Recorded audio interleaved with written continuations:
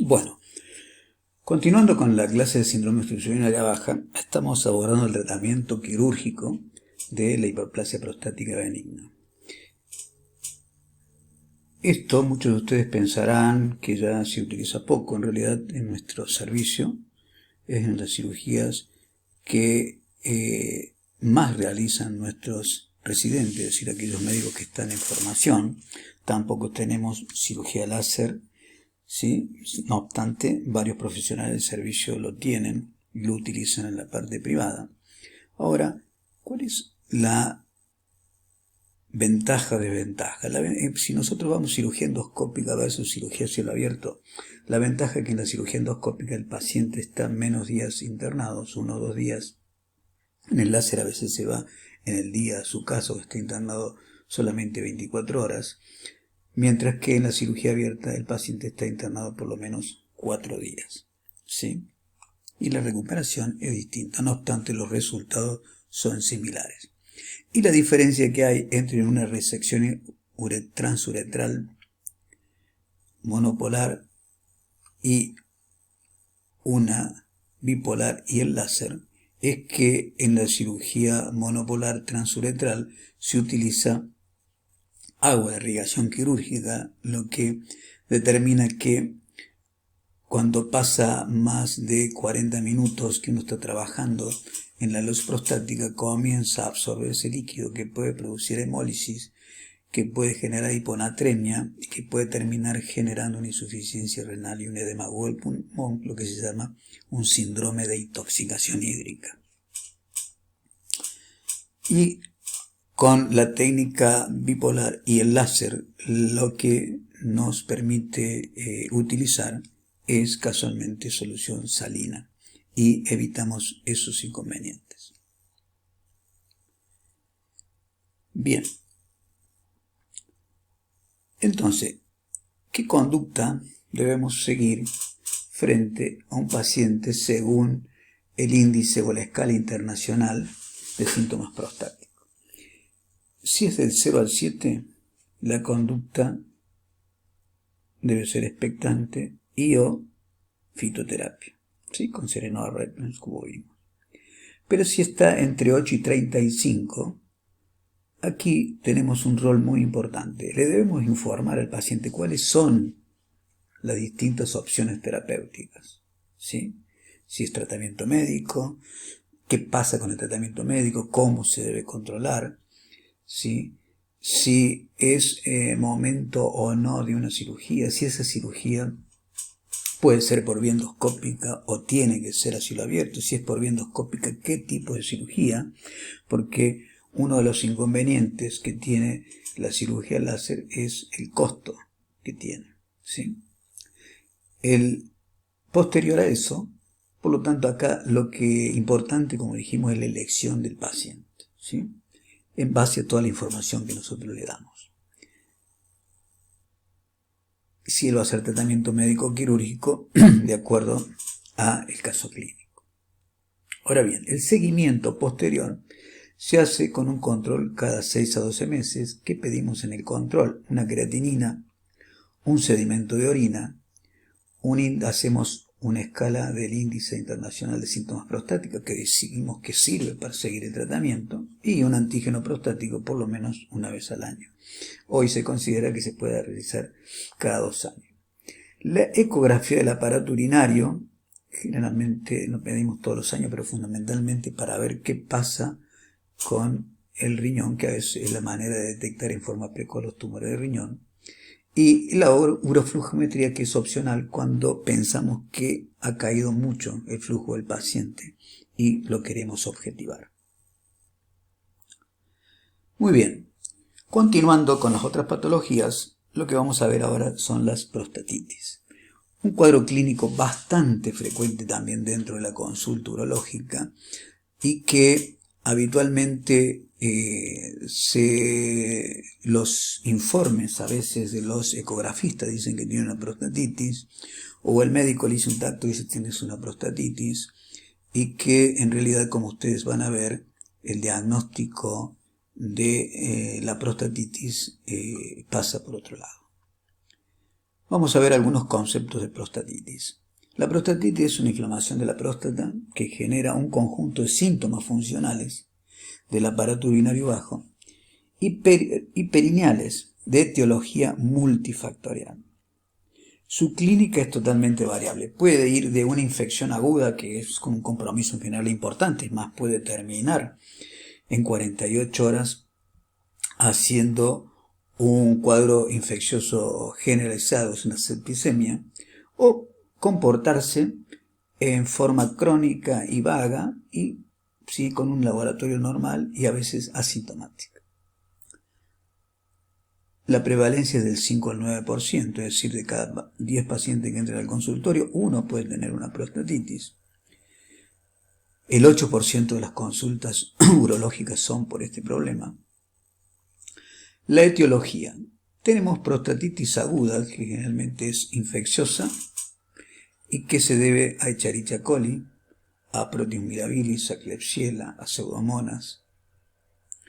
Y las prostatitis crónicas. Las prostatitis crónicas, hay 2 o 3 teorías por las cuales se pueden generar. La teoría del reflujo intraductal, que produce una reacción inflamatoria abacteriana, y una teoría infecciosa, canalicular ascendente, que se observa a veces, por ejemplo, en la uretritis gonocócica. Y en la teoría autoinmune, en la cual la presencia de orina, el paso de orina, al humedecer, digamos, los tejidos prostáticos, genera una reacción inflamatoria con la liberación de citoquinas, generando una respuesta autoinmune en el paciente. ¿Cuál es la presentación clínica?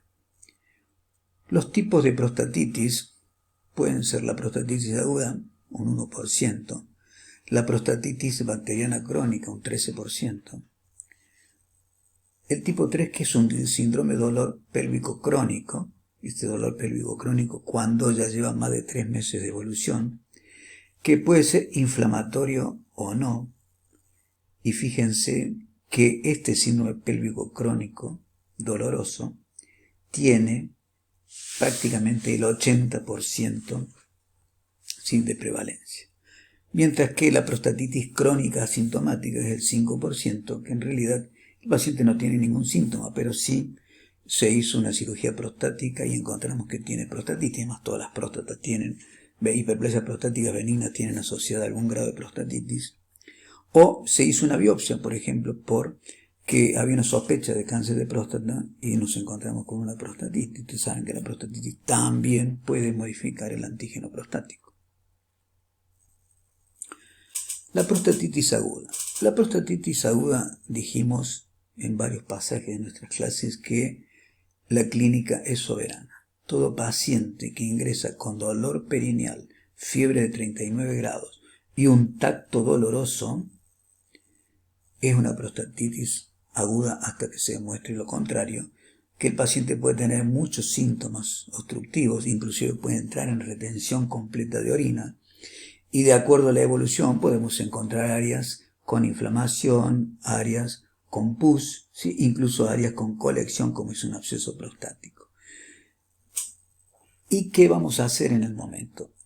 Frente al hacer un tacto rectal, que va a determinar si es dolorosa o no. Si hay sospecha de que puede haber un absceso, se hace ecografía transrectal para poderlo drenar, mientras que se considera como positivo todo urocultivo que sea superior a 1000 unidades uniformes. Y el hemocultivo se lo pedimos cuando el paciente presenta un mal estado general, que lo tenemos que internar, y en ese caso le pedimos un hemocultivo para ver si no está haciendo una septicemia. Pero recuerden que el diagnóstico es totalmente clínico. La prostatitis crónica. La prostatitis crónica tiene una presentación clínica que presenta varios síntomas que podemos englobar como problemas sexuales, un dolor y desconfort en la zona abdominal baja, sensación de vaciamiento vesicular en los problemas de vaciamiento de la vejiga y todos estos síntomas que impactan en su calidad de vida. Y así tenemos la prostatitis crónica bacteriana, como dijimos, el dolor pélvico crónico, la prostatitis crónica asintomática, que son los 4 tipos de prostatitis crónica. Bien, ahora, ¿qué le pido al paciente? Porque esto es lo que dice el paciente, ¿sí? Laboratorio.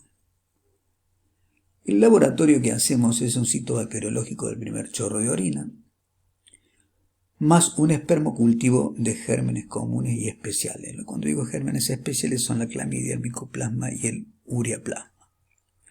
Esto de la prostatitis crónica es algo que investigamos con frecuencia en aquellos pacientes que consultan por infertilidad, que es en el grupo de pacientes en el cual más diagnosticamos prostatitis crónica bacteriana, que impactan sobre la calidad del semen. En estos pacientes le hacemos un espermocultivo. El 70% de posibilidades tenemos de que en el espermocultivo encontremos los gérmenes, pero si nos da negativo el espermocultivo, el otro 30% lo podemos rastrear a través del estudio de Tammy y Mills. El estudio de Tammy y Mills, que es el estudio de los 3 chorros, tenemos el primer chorro de orina que va a ir hacia el primer frasco, que es el lavaje de la uretra, el segundo chorro, que es el que viene de la vejiga. Posteriormente le hacemos un masaje prostático y puede ocurrir 2 cosas. Si nosotros logramos que haya secreción uretral, la podemos recoger y la mandamos a analizar. Mientras que si no, se le dice al paciente que orine posteriormente y por lo tanto al haber exprimido, digamos, la próstata, ha volcado toda su secreción a la uretra y en la micción el paciente la va a eliminar. Bien, ¿cómo interpretamos estos resultados? ¿Qué pasa con el espermograma?